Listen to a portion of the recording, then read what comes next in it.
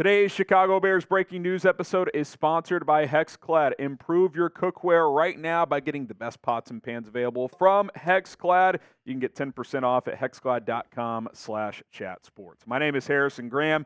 Chicago has added a cornerback. It is JoeJuan Williams off of the Vikings practice squad. So that means he is joining the active 53-man roster. I've got a lot of thoughts about the player, his background, what he could bring to this team, and I think more importantly, what could this mean for guys like Jaylon Johnson and Tyrique Stevenson who got banged up coming up? We'll dive into that aspect of it as well. What does it mean to a secondary that has a ton of injuries coming out of this past game? Guys who have already been injured like Kyler Gordon.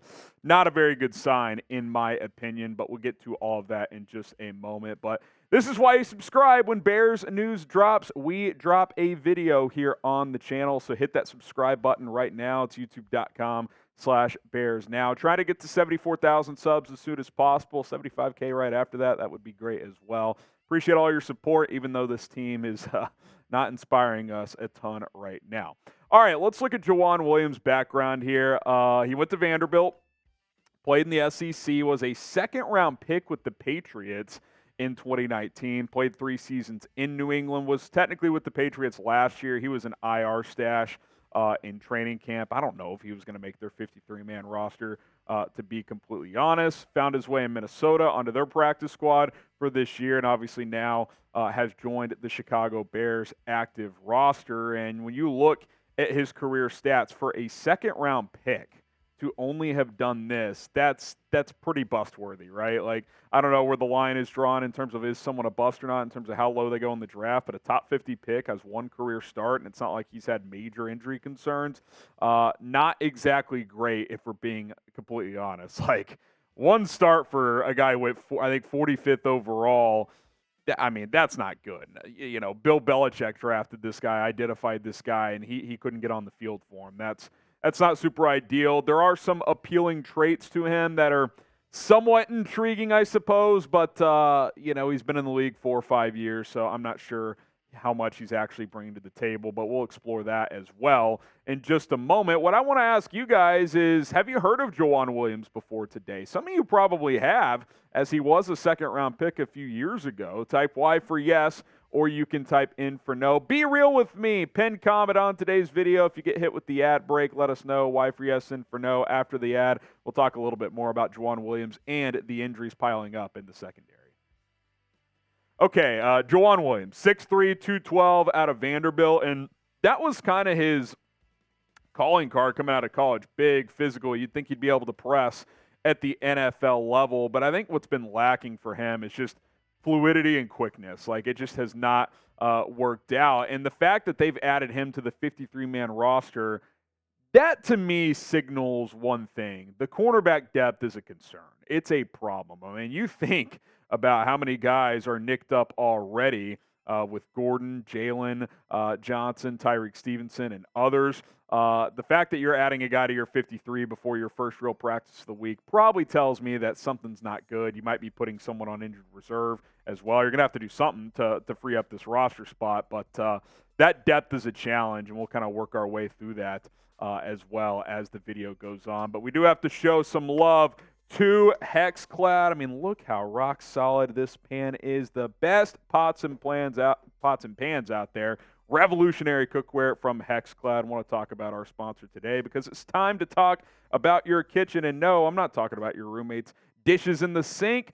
HexClad has revolutionized the cookware industry with a hybrid pan that gives you all the convenience and cleanup of nonstick, the versatility of your grandma's cast iron, and a lifetime warranty just in case you find a way to destroy them. Get 10% off right now at hexclad.com/chatsports. HexClad truly checks every single box when it comes to picking your cookware. They are metal utensil safe, dishwasher safe, and oven safe up to 500 degrees. You want to add that sear on that steak, crank up the heat, baby. These dishes, these pots, these pans, they can handle it. And guess what?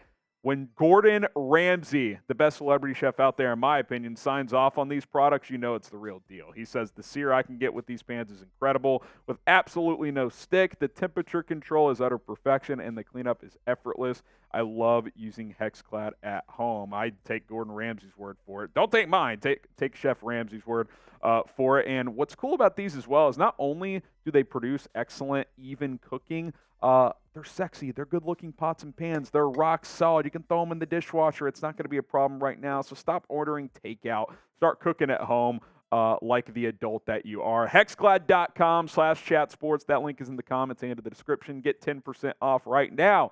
I know I'm going to pull out my HexClad tonight and get things going in the kitchen. All right, let's talk about the injuries now. We've been teasing it here. The Williams signing lightly signals more absences at corner this week. I mean, you got to think that's coming down the pipeline, and it makes sense, right? I mean, we saw what happened on Sunday. Jaylon Johnson left the game, labeled a hamstring injury. Even if it's just a minor pull, he's probably going to miss a game or two. Same with Josh Blackwell, who re-aggravated a prior hamstring. I don't know exactly what's going on with Tyrique Stevenson. He appeared to get evaluated for a concussion. Then they labeled it as an illness. Flus came into his press conference on Monday and was like, yeah, we thought it was a neck. And then, no, someone stepped in. No, he was sick. And he's like, oh, they say he was sick. I mean, that must be what it is. That was a major collision. I don't know if he's in the protocol. I don't know if he has a neck injury. So head/illness, I don't know. But that was a major collision. And then Kyler Gordon's still on IR for at least 2 more games. I mean, you are thin at corner right now. And look, I don't know for sure the statuses of Johnson, Stevenson, and Blackwell. It's possible one or some of those guys could be available this week, but this signing signals that the Bears are preparing for at least a game or two to be down more of these guys, and that's not ideal, obviously. That's not great for an 0-3 team that's lost 13 games in a row. However, here's what I don't want to hear. No more excuses for Matt Eberflus or anyone else about guys missing time. You know, Flus, they didn't have time in the preseason. Well, you chose to not play guys in the preseason. Well, guys have been banged up. You've been here for 20 games. Like, the defense has been horrible, and it's not just because a few injuries have piled up. I mean, look at the numbers, okay? It is atrocious. Your total defense is 29th in the NFL at over 400 yards allowed. You're number 31 in scoring defense at 35.3 points per game. The only reason you're not number 32 is because your opponent this week just gave up 70 to inflate their numbers, that being the Denver Broncos. You're 30th in passing defense, 285 a game. 20th in rushing defense. That has actually improved a little bit. I think you can probably kudos that to 3 guys, Andrew Billings, Tremaine Edmonds, and TJ Edwards, although Edmonds and Edwards I wouldn't say have flashed majorly, but they've been an upgrade from guys like Joe Thomas and Nicholas Morrow, obviously. Okay, let's get back to the bad. Third down defense. You are giving up a 60% conversion rate. I don't care about the guys you have banged up. It can't be this bad. You're not any better than last year when you had hardly anything to work with. That's where I challenge the coaching in all this. Like, you've added pieces. Sure, some guys have gotten banged up. You're equally as bad defensively. You can't get off the field on third down. By the way, you only have 2 takeaways, and both are off of Blaine Gabbert, so those don't even count, in my opinion. Like, when you're playing the real opponent, you have not taken the football away. Like, how are you this bad defensively? Yeah, and now it's going to get even tougher because of the injuries, but I just don't want to hear it, man. You haven't produced when guys have been out there. So someone's got to stand up and do something about this garbage because it's just not a good product whatsoever. Grade Matt Eberflus as a coach. A, B, C, D, or F. F for Flus because it's ugly, man. It is ugly. 2 words, ugly. It's not good at all. A, B, C, D, or F. Grade Flus as a coach. And we'll be back later today. I was cooking up a good episode based on Ryan Poles, Justin Fields, Peter King's comments on 670 The Score. Lots going on. We'll explore that later today as well. So join us for that. YouTube.com/BearsNow. More videos coming here on the channel.